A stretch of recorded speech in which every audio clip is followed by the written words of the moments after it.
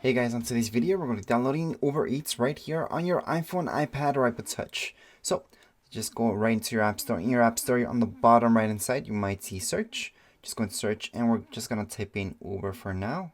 Going into search and then we're going to see this. So I do have Uber ride request here downloaded already. If I scroll down just a little bit more, I'm going to see Uber Eats. So that's the one that we're looking for right now. We're going to press on get, or we can just go right to the app. So let's just tap on that. And on the top, I'm going to also see get. So just press on get. Once you do that, it's going to just go ahead and download this. Now, this is a free app. So the app itself is free. And yes, you will be paying for the service itself. So sometimes you have to pay for the delivery. Sometimes you get codes for free delivery.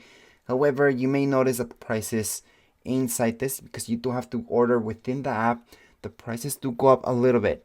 So sometimes from a restaurant, you might see that if you order for the restaurant and you go pick up yourself, it might be $10 less than what you would be paying right through this app. And that's besides the delivery fee and everything else.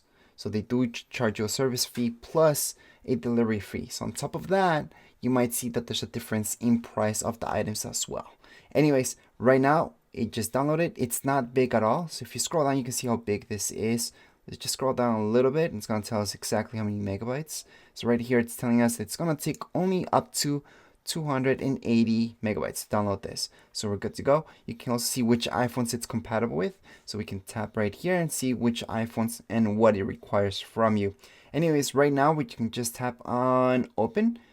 So we can start using Uber Eats. And that would be it for this video. Anyways, if you guys have any comments, questions, you guys can write down here in the comments area. Don't forget to subscribe and rate. Thank you.